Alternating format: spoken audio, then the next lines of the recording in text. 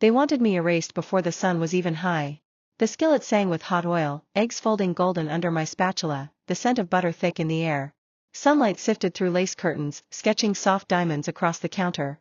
My chipped mug waited beside me, still carrying the faint coffee stains of yesterday, still carrying the memory of Lionel's laugh the day he bought it for me at a yard sale, cheap, cracked, and perfect because it lasted. Danielle breezed in without a greeting, her nails clicking against the glass of her phone. She didn't bother to look at me before she spoke. You just sit here, eating and taking up space. Like a parasite.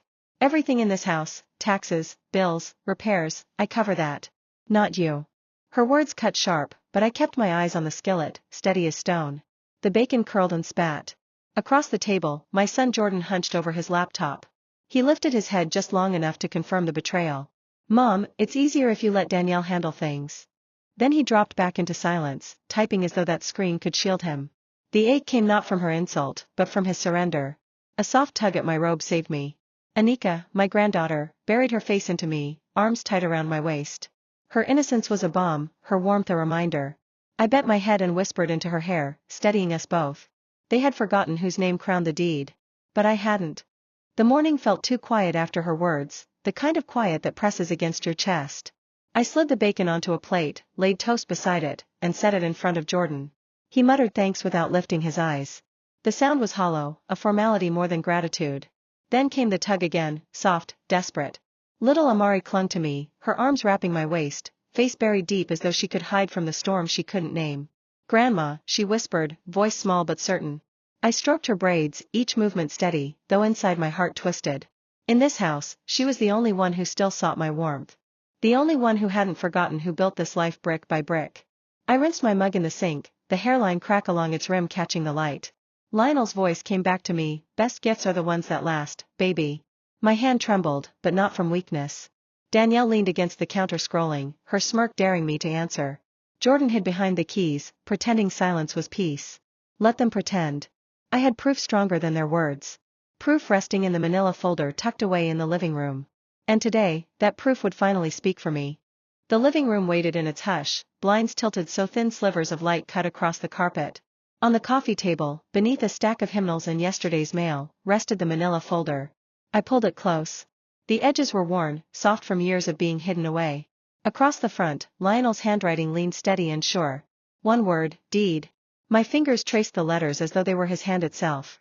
When I opened it, the pages whispered, a sound louder to me than any shout. There it was, my name. Not Jordan's, not Danielle's. Mine. The photographs on the wall watched me, our first Christmas tree, Lionel in his Sunday suit, Jordan still a boy with missing teeth. Memories stitched into this house, rooms held up by sacrifice.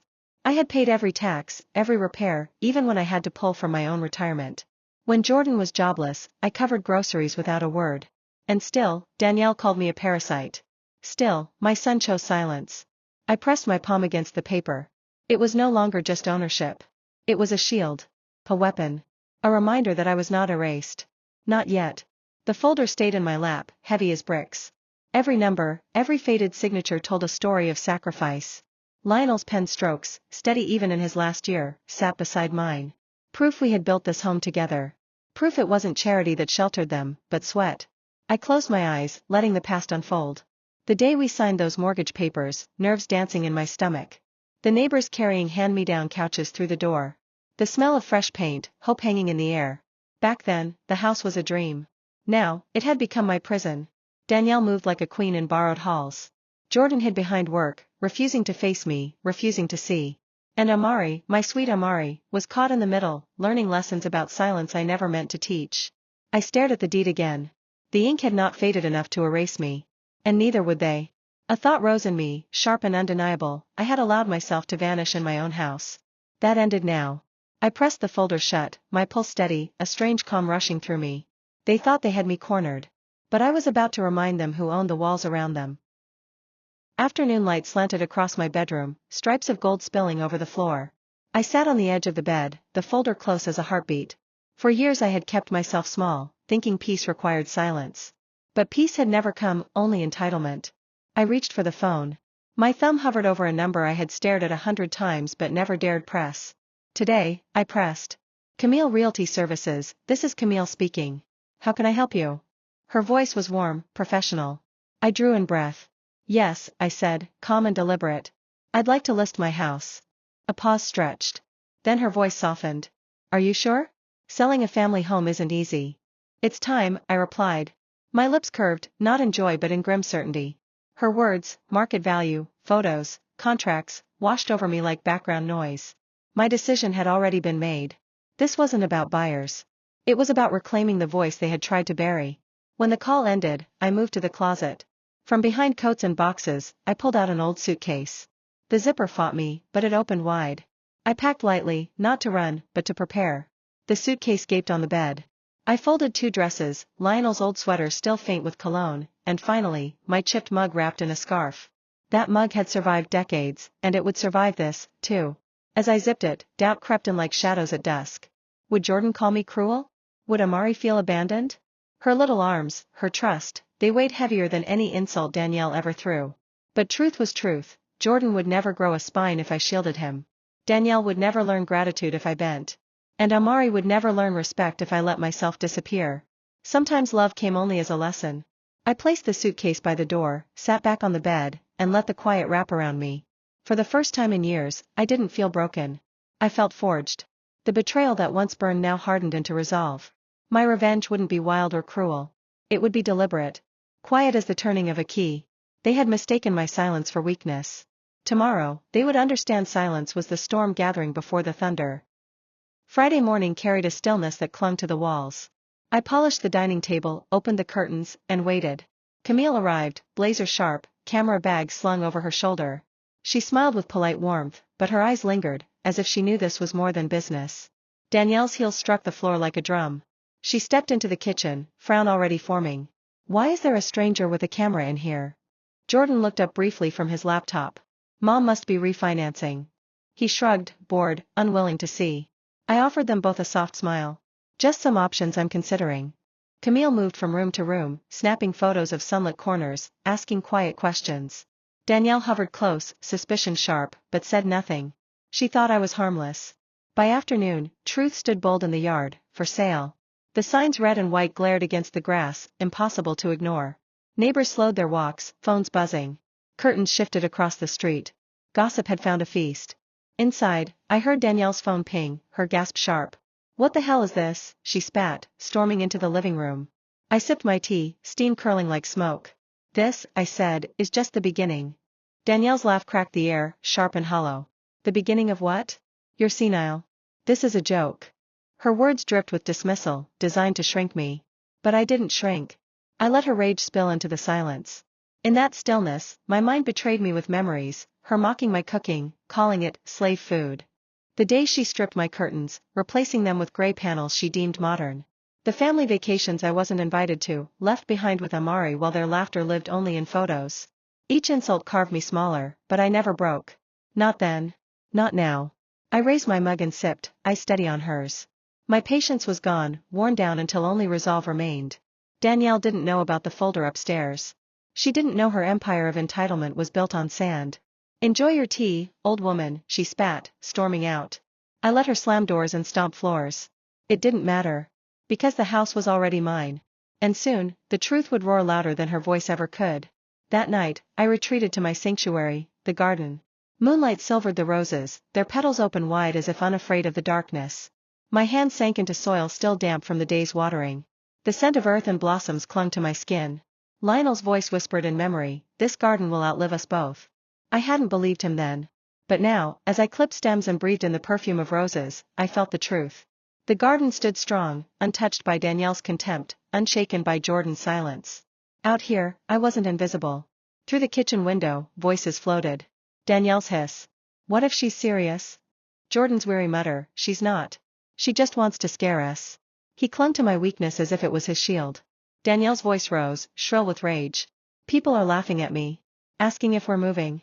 Do you know how that makes me look? Her fear wasn't of losing a home. It was of losing face.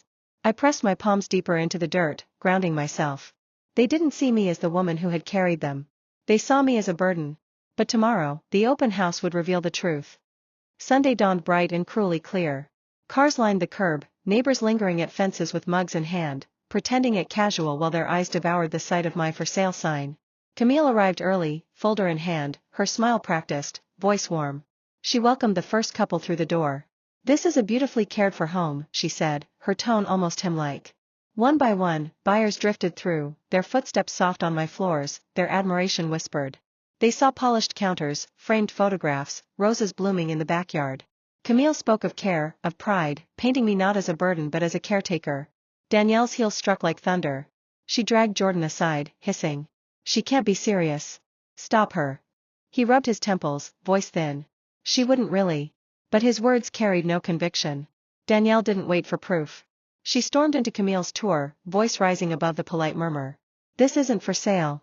She doesn't know what she's doing." The room stilled. Camille blinked, caught. But before she could speak, I stepped forward. Calm, steady. From the manila folder, I pulled the deed and placed it in Camille's hand. "My decision," I said, clear and unshaken, "is final." A hush fell heavy. Buyers exchanged glances, whispers crackling like leaves in a storm. Danielle flushed crimson, her fury clamped tight behind clenched teeth. She opened her mouth, but no words came. Humiliation pinned her silent. Jordan's face drained pale. For years, he assumed this house was his inheritance, assumed his mother's labor was just duty. Now the truth lay bare, undeniable. His silence had always been an alliance with her. And today, it turned into his undoing.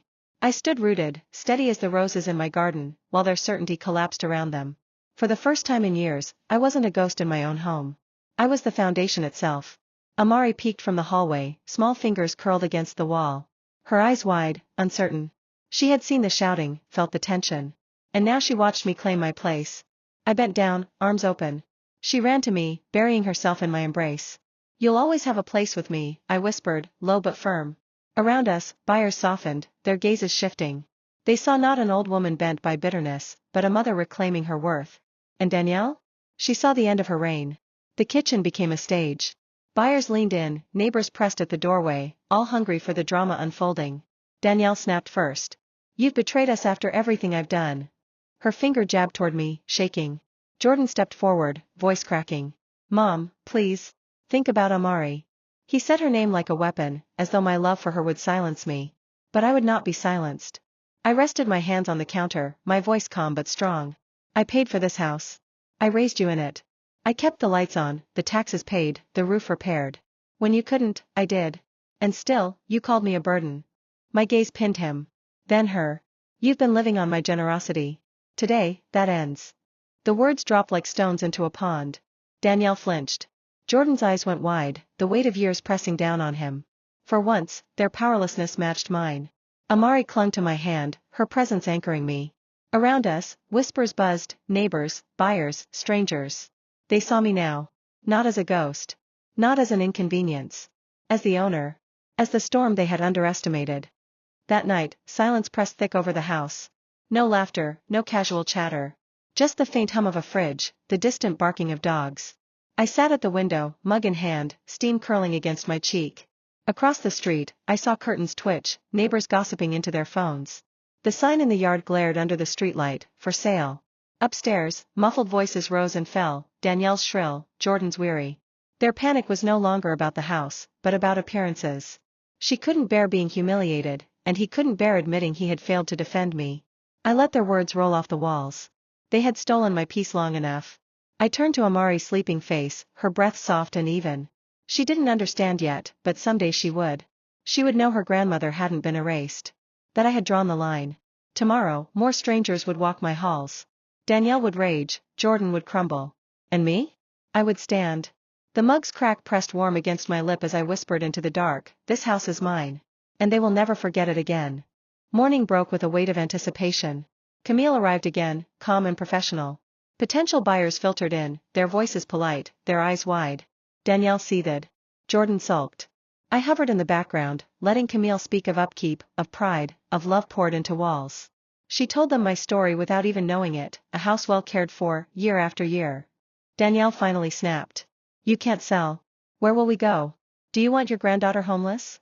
Her voice cracked through the polite murmur, desperate now. I turned to her slowly, meeting her glare. "My granddaughter will never be without me. You, on the other hand, have mistaken generosity for weakness. That ends." Jordan looked between us, shame hollowing his face. He opened his mouth, but nothing came. The buyers pretended not to stare, but their eyes drank in every word. Danielle's fury had turned her into a spectacle. And I stood, calm, in the center of her storm. This was no longer about selling a house. This was about reclaiming dignity, brick by brick, in front of every witness who once thought me silent. By Monday, I had moved into Margaret's spare room. Her house smelled of cinnamon and old hymnals, safe and kind. When the phone rang, it was Camille. We've received multiple offers. All above asking. I smiled faintly. It was never about money. It was about choice. That afternoon, a knock rattled Margaret's door. Jordan stood there, shoulders slumped, shame etched deep. For once, Danielle wasn't by his side. I should have defended you, he muttered, eyes on the ground. Years of silence pressed against me, but I stayed steady. Respect is the only way forward, Jordan. Not convenience. He nodded, broken. And left. I felt no joy, no triumph. Only the weight of truth finally landing where it belonged. Later, I walked Margaret's garden, mug in hand. The roses bent in the evening breeze, steady and proud. I bent to touch a bloom, my fingers trembling but strong. The house remained standing where I'd left it. The deed still bore my name. But more importantly, so did my voice. Love, I realized, had tricked me. It had whispered that silence meant peace, that swallowing hurt meant harmony. But silence had only erased me. Generosity had only bred entitlement. Danielle believed she had conquered me. Jordan believed ignoring me was neutrality. Both of them had mistaken my kindness for surrender. But the truth was this: dignity cannot be taken. It must be surrendered. And I had surrendered it for too long. I raised my mug, cracked and enduring, and whispered into the air, no more. The roses swayed in the evening wind as if nodding back. Tomorrow, the papers would be signed. Tomorrow, they would learn the weight of betrayal reversed. And for the first time in years, I felt not invisible, not small, but unshakable. The signing was quiet, almost anticlimactic. Papers slid across the polished table. Pens scratched lines that severed years of history. Camille's voice was calm, businesslike, but her eyes held something softer. Respect. Recognition. When the final page was signed, she looked at me. Congratulations. It wasn't joy I felt. It was release. The house had never been Danielle's or Jordan's. It had always been mine. But now, the world knew it too. Walking out, I didn't look back. Some endings don't need dramatics. They just need truth to stand, unbothered, undeniable. Danielle's fury followed, of course. She sent messages through Jordan, each one sharper than the last. Ungrateful. Heartless. Selfish. I didn't answer. Silence became my reply. A silence that no longer erased me, but protected me. Jordan came once more, shame clinging to him like a second skin. He wanted forgiveness. I offered only boundaries. Respect, Jordan, I told him again. Nothing less. He nodded. I wasn't sure if he could give it. But that was no longer my burden. Nights at Margaret's felt light, unburdened. We laughed over pie, over church gossip, over hymns sung off-key. But each night, I dreamed of Amari. Her little arms clinging to me, her voice whispering a grandma. I knew the lessons I left behind would be hers to discover. She had seen her grandmother stand. She had seen silence break into thunder. One day, she would understand. Weeks passed. The house found a buyer, a family with children who ran barefoot through the yard, their laughter echoing against the walls. The thought of Danielle's sneer disappearing from my kitchen, of Jordan's silence no longer haunting the halls, soothed me. The house would have new memories. Not mine, not theirs, but alive. The garden, though, that would always belong to me. Roots too deep to erase. In the end, my revenge was never fire or fury. It was truth. Danielle had been silenced. Jordan awakened. Amari protected. The house remained my legacy, not because I sold it, not because I kept it, but because I refused to let myself be erased within it. I lifted my mug, cracked, enduring, and whispered into the morning air. The house was always mine. Now, they finally know it too. Thanks for listening to Naya Stories. This story is based on real-life encounter with names and location changed for privacy. Kindly like, share, subscribe and comment your experience.